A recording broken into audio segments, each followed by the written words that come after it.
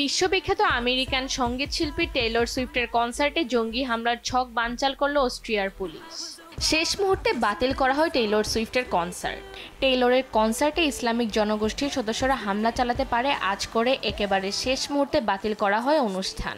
এরই মধ্যে আটক করা হয়েছে দুই সন্দেহভাজনকে। তদন্তকারীদের অনুমান ওই দুই যুবক ভিয়েনাতে টেইলরের মিউজিক কনসার্টে হামলা চালানোর ছক কষেছিল।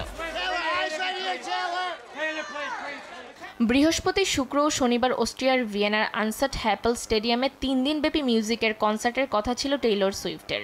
এরই মধ্যে কনসার্ট দেখতে বহু মানুষও টিকিট কেটেছিলেন, তবে একেবারে শেষ মুহূর্তে বাতিল করা হয় সেই কনসার্ট।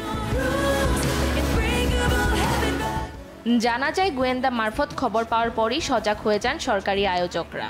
তড়িঘড়ি করে বাতিল করা হয় অনুষ্ঠান। হামলার ষড়যন্ত্রে জড়িত থাকার অভিযোগে বুধবার গ্রেপ্তার করা হয়েছে ইসলামিক জনগোষ্ঠীর দুই যুবককে। ধৃতদের মধ্যে একজনের বয়স 19 বছর। তবে যারা কনসার্ট দেখার জন্য টিকিট কেটেছিলেন তাদের টাকা ফেরত দেওয়া হবে বলে জানিয়েছে কর্তৃপক্ষ। আয়োজকদের আশা ছিল বৃহস্পতিবার, শুক্রবার ও শনিবার রাতের শোতে প্রতিদিন 65,000 দর্শক ভিড় জমাবেন।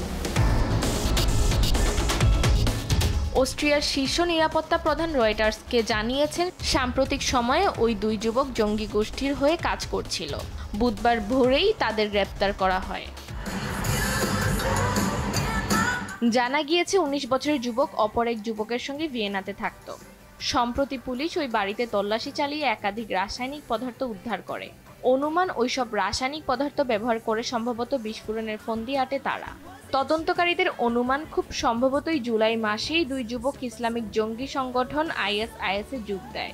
অনলাইনেই কোনো গ্রুপের মাধ্যমে জঙ্গি সংগঠনের সদস্য হয়েছিল তারা। ফাতেমাতুজ জোহরা, দেশ টিভি।